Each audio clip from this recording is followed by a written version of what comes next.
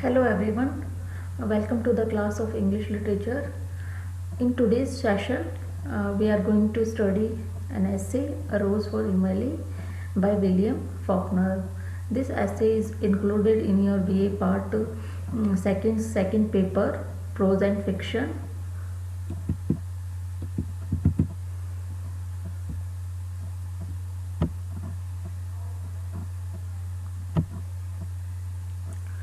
William Faulkner, who came from an old southern family, grew up in Oxford, Mississippi.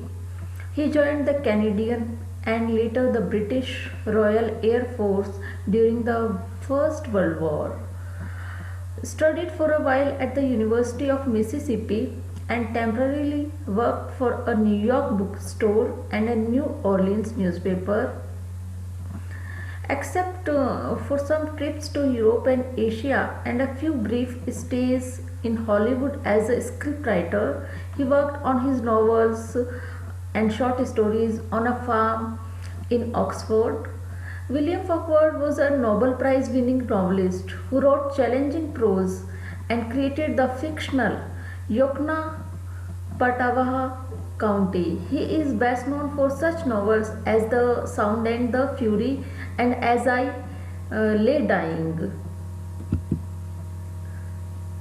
Summary of the essay.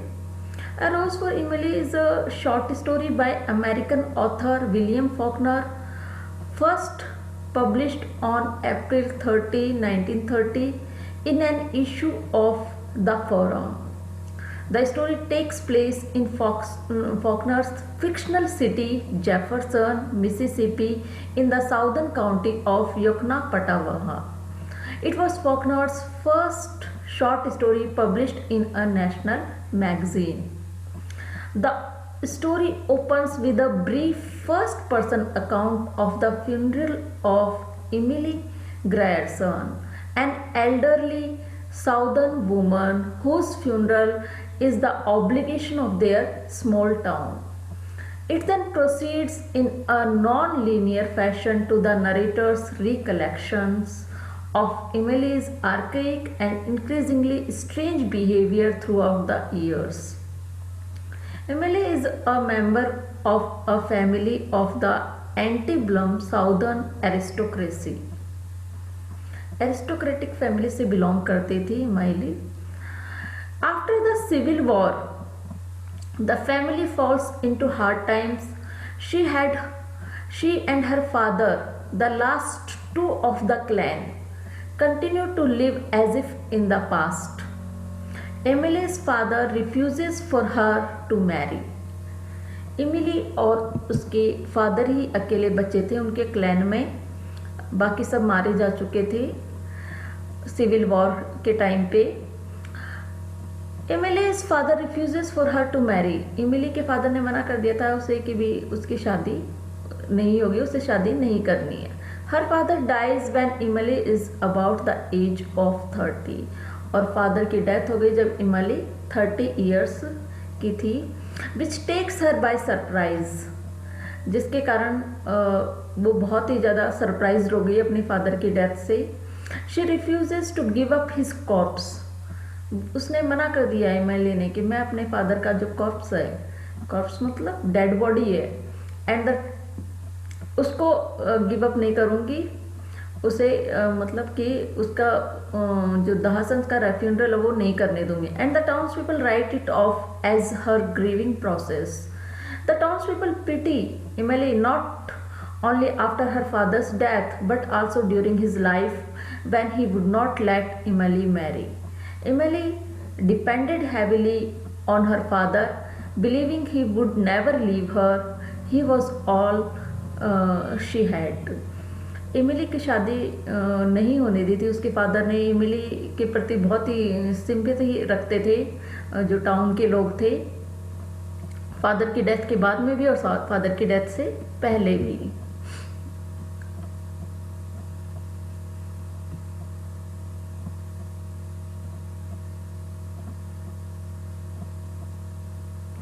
After her father's death, the only person seen moving about Emily's home is Tobe, a black man serving as Emily's butler. He is frequently seen entering and exiting the house for groceries. Although Emily did not have a strong relationship with her community, she did give art lessons to young children within her town at the age of 40. Emily हालांकि लोगों से मिला जुला नहीं करती थी अपनी community में, लेकिन वो आर्ट लेसन्स दिया करती थी बच्चों को, और उस टाइम पे वो 40 साल की हुआ करती थी। उनके घर में कोई भी नहीं था, एक नौकर दिखा करता था जिसका नाम था Tobe. A prime reason why she gave art lessons was her financial problem since she was running out of money. Financial problems की वजह से ही वो आर्ट लेसन्स दिया करती थी। The towns people make cruel comments and nasty looks behind Miss Emily's back as she was not respected in her town. Town के जो लोग थे वो बहुत ही गंदे कमेंट्स दिया करते थे, क्योंकि इमली जो है उसकी रेस्पेक्ट अब इतनी ज़्यादा नहीं रही थी टाउन में।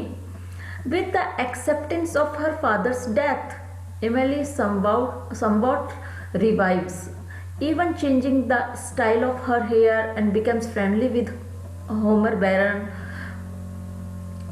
उसने अपने हेयर स्टाइल को भी चेंज किया और अपने फ्रेंडली हो गई वो विद होमर बैरन के साथ में। होमर बैरन नाम का कोई व्यक्ति था।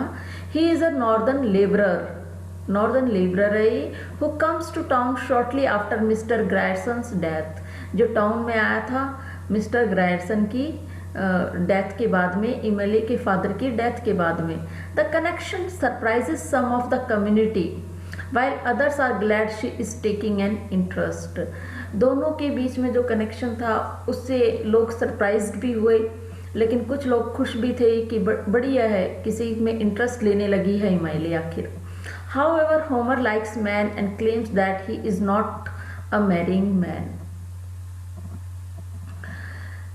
This draws attention to Homer's questionable sexuality in the story.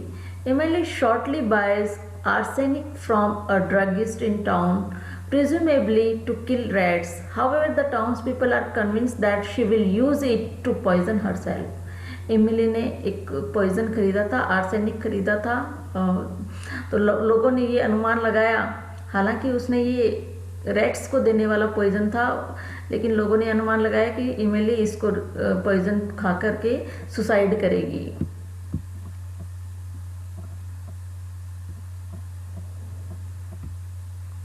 Emily's distant cousins are called into town by the minister's wife to supervise Miss Emily and Homer Byron. Emily के जो distant cousins थे, Y minister की wife ने उन्हें बुलाया supervise करने के लिए इमिली को और होमर बैरन को। Homer leaves town for some time, reputedly to give Emily a chance to get rid of her cousins, and returns 3 days later after the cousins have left. Homer कहीं चला गया था ताकि कजन्स जो है इमिली के cousin से इमिली को छुटकारा मिल जाए और उनका ध्यान डाइवर्ट हो जाए, यही सोच करके वो टाउन से बाहर चला गया। After he is observed entering Miss Emily's home one evening, Homer is never seen alive again. एक बार इवनिंग में उसे देखा गया था कि भी वो इमिली के घर पे आया था, उसके बाद में उसे कभी भी जिंदा नहीं देखा गया। Despite these turn-abouts in her social status, Emily continues to behave mysteriously. In turn-abouts के बावजूद भी इमिली जो है बहुत ही स्ट्रेंज, मिस्टीरियसली, रहस्यमय तरीके से बिहेव करती थी। उसका वैसा ही बिहेवियर रहा as she had done before her father died. Her reputation is such that the city council finds itself unable to confront her about a strong smell that has begun to emanate from the house. उसकी personality ऐसी थी कि जो city council था, उसने भी वहाँ पे देखा कि बैड स्मेल आ रही है पूरे घर में। घर के चारों तरफ से इस बहुत ही बुरी स्मेल आ रही थी, जैसे कि कोई कॉर्प्स है, कोई डेड बॉडी है, वो रोट हो रही हो, ऐसी स्मेल वहाँ पे आ रही थी। लेकिन किसी की भी हिम्मत नहीं हुई घर के अंदर जाके देखने की। They believe Tobe was unable to maintain the house and something was rotting. उन्हें जितने भी लोग थे उन सबको, आसपास वालों को ये लगा कि टॉब है जो नौकर है वहाँ का, वो घर को अच्छे से मेंटेन नहीं कर पा रहा है और कुछ जो चीज़ है वो रोट हो रही है वहाँ पे। रोट मतलब सड़ रही है। Unaware that a death has occurred, लोगों को नहीं पता था कि वहाँ पे किसी की मृत्यु हो गई है। Instead the council decide to send man to her house under the cover of darkness to sprinkle lime around the house. Instead the council decide to send, council ने डिसाइड किया कि वो किसी व्यक्ति को भेजेंगे और वहाँ पे लाइम जो वाटर है उसका छिड़काव करवाएंगे ताकि जो बैड स्मेल है उससे छुटकारा पाया जा सके। After which the smell dissipates, the mayor of the town colonel Sartoris makes a gentleman's agreement to overlook her taxes as an act of charity, though it is done under a pretense of repayment towards her father, to assuage Emily's pride after her father's death.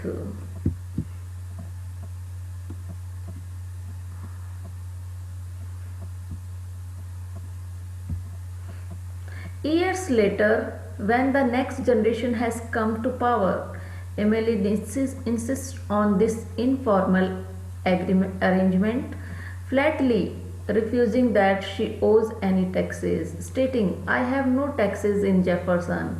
After this, the council declines to press the issue due to her stubbornness. Emily has become a recluse.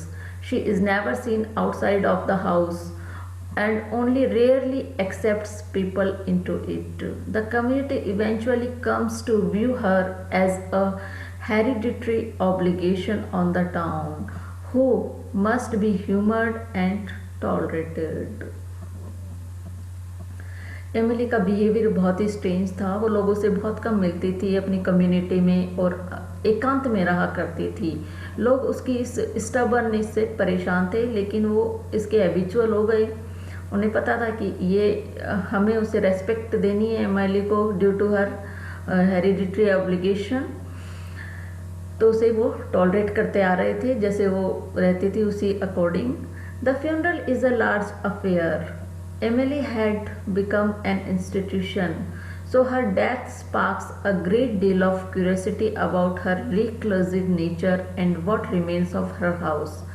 After she is buried, a group of townsfolk enters her house to see what remains of her life there. उसका जो funeral था वो इतना special क्यों हुआ? क्योंकि वो curiosity का कारण थी। एक तो लोगों में जिज्ञासा बनी हुई थी कि वो कैसे रहती है, अकेले रहा करती थी, लोगों से ज़्यादा मिलती नहीं थी, इसलिए लोग क्यूरियस थे। उसके फ्यूनरल के बाद में, इमाइली की डेथ के बाद में उसका फ्यूनरल कर दिया गया और लोगों का एक झुंड गया वहाँ उसके घर पे देखने के लिए। Tobe walked out of the house, Tobe बाहर आ गया घर से and was never seen again, giving the townspeople access to Miss Emily's home. The door to her upstairs bedroom is locked. उसके घर का जो ऊपर की सीढ़ियों का बेडरूम था वो लॉक्ड है। And some of the townsfolk break down the door to see what has been hidden for so long. और कुछ लोगों ने दरवाज़ा तोड़ा देखने के लिए कि भी अंदर क्या था।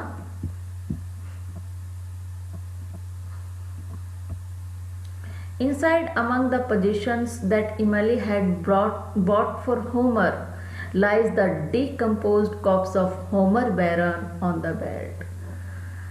अंदर कमरे में इमैली जो लेके आई थी, खूब सारी पोजीशंस लेके आई थी, खूब सारे गिफ्ट्स लेके आई थी होमर के लिए, वो भी पड़े थे। साथ में पड़ा था होमर बैरन का dead body. On the pillow beside him is the indentation of a head and a single strand of a grey hair. Pillow के पास में पड़ा था इंडेंटेशन ऑफ अ हेड, एक हेड कि मतलब किसी जो मानवीय हेड उसका पड़ा हुआ था, जैसे कंकाल होता है वैसा बना हुआ, and a single strand of grey hair, और एक पतला सा बाल grey hair, indicating that Emily had slept with Homer's corpse. इससे पता चल रहा था कि भी इमाली है जो लास्ट टाइम पे सोई थी होमर बैरन के कॉप्स के साथ में, यानी दोनों मर गए थे बेडरूम के अंदर ही। इतने दिन से जो स्मेल आ रही थी उनके सड़ी हुई जो रोटन बॉडीज थी, डेड बॉडीज उनकी आ रही थी। The house is an indicator revealing how Emily struggle to keep everything the same. House indicator था कि कैसे इमेली ने स्ट्रगल किया in a frozen time period avoiding change. वो वैसे के सेम सिचुएशंस में रही और चेंज वो कोई भी नहीं चाहती थी, तो उसी अकॉर्डिंग उसने अपना जीवन बिताया। कितना स्ट्रगल उसने लाइफ में किया ये उसके घर को देख के पता चल रहा था। इतने दिन किसी की हिम्मत नहीं हुई थी, लेकिन एमएलए के फ्यूनरल के बाद में लोग वहाँ पे गए, उन्होंने देखा।